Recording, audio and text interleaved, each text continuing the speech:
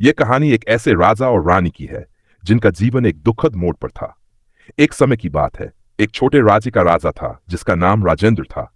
राजा के पास अपार धन संपत्ति और राज्य था, लेकिन उसका दिल बहुत कठोर था। उसकी एक खूबसूरत रानी थी जिसका नाम सुमित्रा था। सुमित्रा बहुत दयालु और सच्ची दिल की थी, लेकिन राजा के मन में घमंड और क्रूरता बढ़ रही थी। राजा ने रानी के साथ बहुत अनगिनत बुरे व्यवहार किए।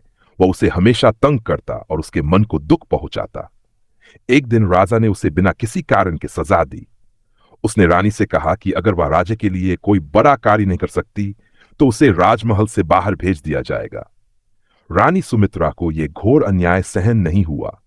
उसने ठान लिया कि वह अपने दुखों का सामना करेगी, लेकिन अपने राज्य और सम्मान की रक्षा भी करेगी। उसने अपनी आत्मा की शांति के लिए तपस्वी जीवन अपनाया और भगवान से न्याय की प्रार्थना की। कुछ समय बाद राजा को एहसास हुआ कि वह अपनी क्रूरता से केवल अपना ही नुकसान कर रहा है। उसे समझ में आया कि सुमित्रा जैसी सच्ची रानी उसकी जिंदगी में कितनी महत्वपूर्ण थी। जब राजा ने अपनी गलतियों का एहसास किया तो उसने रानी से माफी मांगी और उसे वापस महल में सम्मान के साथ रखा। कहानी का संदेश यह है कि जो कोई भी अपने कर्तव्यों और रिश्तों में ईमानदारी और प्यार से काम करता है, वही असल में सच्चा विजेता होता है। राजा राजेंद्र और रानी सुमित्रा के बीच अब एक अजीब सी चुप्पी भी थी। राजा को अपने किए हुए अत्याचारों का एहसास हो चुका था, लेकिन रानी ने उसे माफ किया और दोनों के रिश्ते में एक अजनबी सा खामोशी भर गई थी। हालांकि एक रहस्यमयी घटनाक्रम ने सब कुछ बदल दिया। एक रात महल के बगीचे में एक अजीब सी रोशनी दिखाई दी।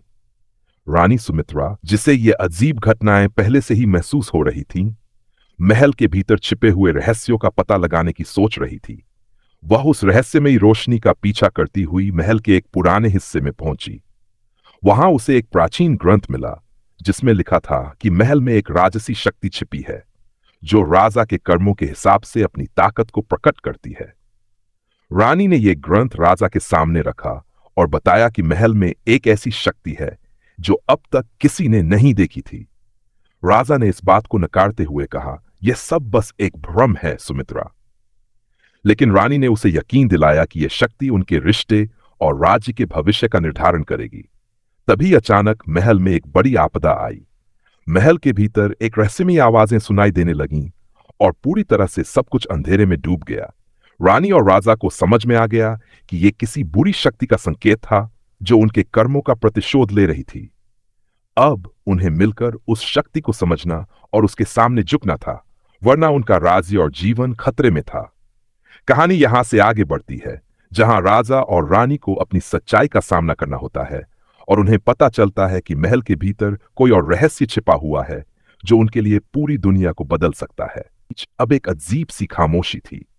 रामजान ने अपनी गलतियों का एहसास किया था और सुमित्रा से माफी मांग ली थी, लेकिन उनका रिश्ता पहले जैसा नहीं रहा था। तभी एक रात महल में एक अजीब सी घटना घटी जो सब कुछ बदलने वाली थी। महल के बगीचे में एक रहस्यमयी प्रकाश दिखाई दिया। रानी सुमित्रा, जिसे पहले से ही इस अजीब घटनाओं का आभास था, ने रामजान को इसके बारे में बताया, लेकिन राजा ने उसे यह कहते हुए नकारा किया, यह सिर्फ एक भ्रम है सुमित्रा। लेकिन रानी जानती थी कि यह कोई साधारण घटना नहीं थी और उसने तय किया कि वह इस रहस्यमयी शक्ति का सामना करेगी। रानी सुमित्रा ने उस प्रकाश का पीछा किया और महल के पुराने हिस्से में पहुंच गई, जहां उसे एक प्राचीन ग्रंथ मिला। इस ग्रंथ में लिखा था कि महल के नीचे एक गुप्त स्थान है जहां एक राजसी शक्ति छिपी है जो राजा के अच्छे और बुरे कर्मों के हिसाब से अपनी ताकत को प्रकट करती है। जैसे ही रानी ने यह किताब राजा रामजान को दिखाई, उनकी आंखों में डर और उलझन दोनों थे।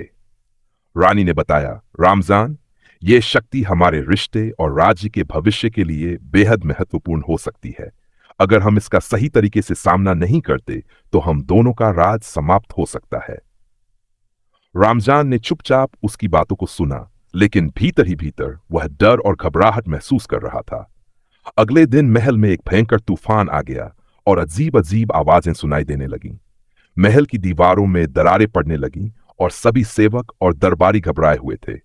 अब राजा रामजान और रानी सुमित्रा को यह महसूस हुआ कि महल की गुप्त शक्ति उनका इंतजार कर रही थी और उसे केवल सच्चाई और साहस से हराया जा सकता था।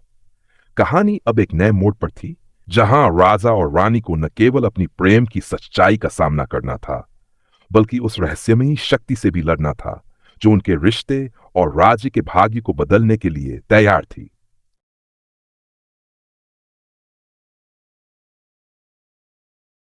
राजा रामजान और रानी सुमित्रा का सामना अब एक अजीब सी स्थिति से हो रहा था। महल में आए तूफान और रहस्यमयी घटनाओं ने यह सिद्ध कर दिया था कि जो कुछ भी हो रहा था वह सिर्फ एक संयोग नहीं था। महल के पुराने हिस्से में पाया गया ग्रंथ अब उनके लिए एक चेतावनी बन चुका था। रानी सुमित्रा ने राजा से कहा, हमारे लिए यह समय है कि हम अपने भूतकाल के पापों को साफ करें।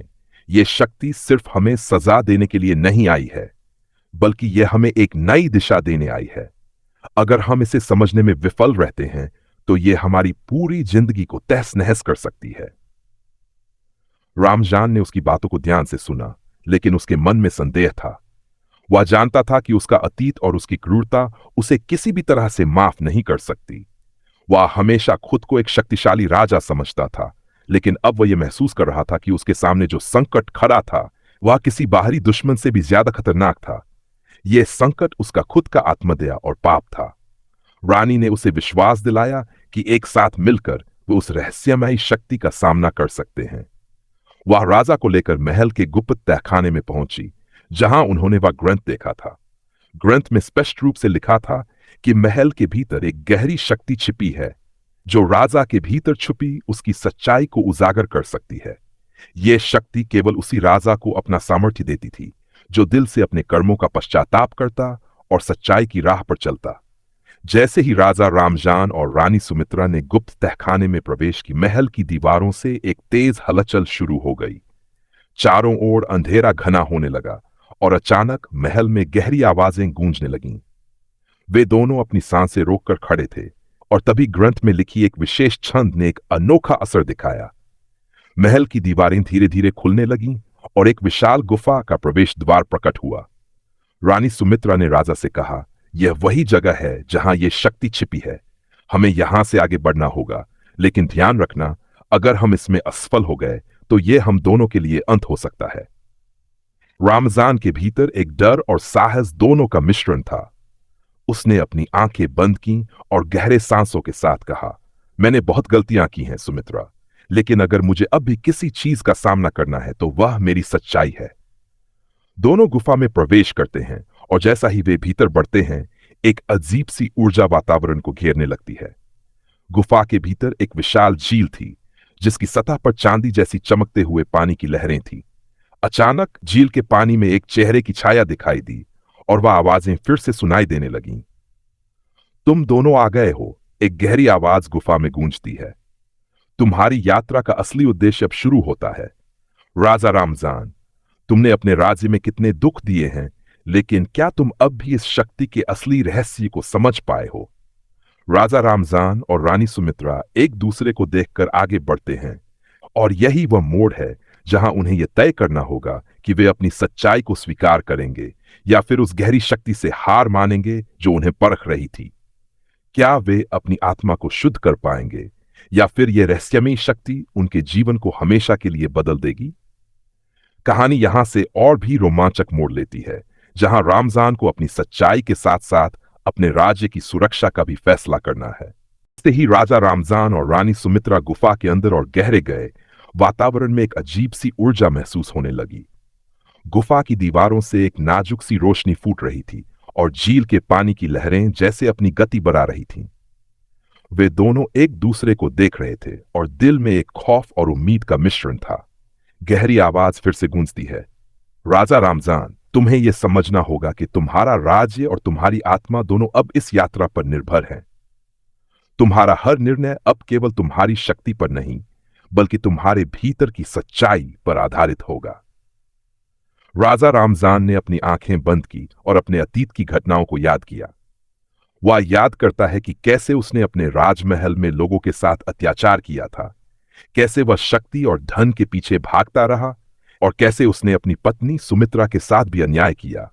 उसका दिल भारी हो गया, लेकिन साथ ही उसे एक आंतरिक जागरूकता भी महसूस हुई।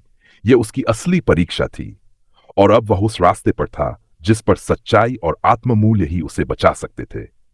रानी सुमित्रा ने राजा के पास आकर उसके हाथ को थामा। उसकी आंखों में विश्वास और प्यार था और उसने धीरे से कहा, हमने साथ में हर कठिनाई का सामना किया है रामजान। अब हम उस शक्ति का सामना करेंगे जो हमें सच्चाई दिखाएगी। तुम सिर्फ अपने दिल की आवाज सुनो और हम जीत सकते हैं।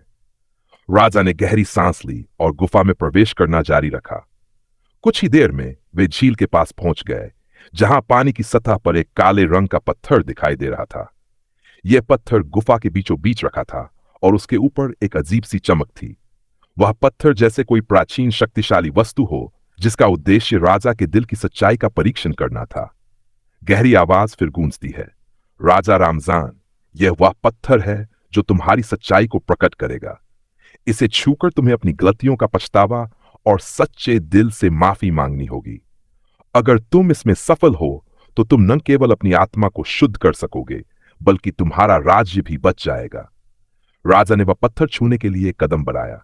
जैसे ही उसके हाथ ने पत्थर को छुआ, एक अजीब सी ऊर्जा की लहर उसके शरीर में दौड़ गई। उसे ऐसा महसूस हुआ जैसे वह अपनी सारी गलतियों और पापों का सामना कर रहा हो। उसकी आंखों में आंसू थे और उसने अपनी सारी ताकत जुटाकर कहा, मैंने जो किया वह गलत था। मैंने अपने लोगों के साथ अन्याय किया और मैंने अपनी पत्नी सुमित्रा के साथ भी बुरा किया। मैं सच में पश्चाताप करता हूं। जैसे ही रामजान ने ये शब्द कहे, पत्थर की चमक तेज हो गई और गुफा में एक शांतिपूर्ण वातावरण फैल गया। चारों ओर से रोशनी की किरणें फूटी और गहरी आवाज फिर से गूंजने लगी, राजा रामजान, तुमने अपनी सच्चाई को स्वीकार कर लिया है। तुमने जो कुछ भी किया उसका मूल्य चुका लिया है। अब तुम्हारी शक्ति तुम्हारे भीतर की सच्चाई से उत्पन्न होगी और तुम अपने राज्य को फिर से न्याय और प्रेम से शासित करोगे। यह सुनकर राजा रामजान और रानी सुमित्रा एक दूसरे की आंखों में देख रहे थे। अब उन्हें एहसास हुआ कि उनके दिल में सच्चाई और प्यार की शक्ति थी और यही शक्ति उनके राज्य की असली समृद्धि और खुशहाली का कारण बनेगी। गुफा का वातावरण अब पूरी तरह से शांत था और वह रहस्यमयी शक्ति अंततः रामजान और सुमित्रा के पास आ चुकी थी। अब रामजान का दिल साफ था और उसकी आत्मा शुद्ध हो चुकी थी। वह जानता था कि उसे अपने राज्य को फिर से सही दिशा में ले जाना है, लेकिन इस बार वह केवल अपनी ताकत के बल पर नहीं, बल्कि अपने सच्चे दिल और न्यायपूर्ण शासन से लोगों का विश्वास जीतने वाला था। जब राजा और रानी महल वापस लौटे तो उनका राज्य पहले से कहीं अधिक समृद्ध और शांतिपूर्ण हो चुका था। रामजान ने अपना शासकीय जीवन बदल दिया और अपने कृत्य और फैसलों में पूरी ईमानदारी और सच्चाई को शामिल किया। उसकी रानी सुमित्रा ने भी उसे हर कदम पर समर्थन दिया। राजा रामजान का शासन अब केवल न्यायपूर्ण था, बल्कि उसने अपने राज्य को सच्चाई और प्रेम का प्रतीक बना दिया था। दोनों मिलकर अपने राज्य के भविष्य को सुरक्षित करने में कामयाब हुए और उनकी कहानी एक प्रेरणा बन गई, जिसे आने वाली पीढ़ियां हमेशा याद रखेंगी।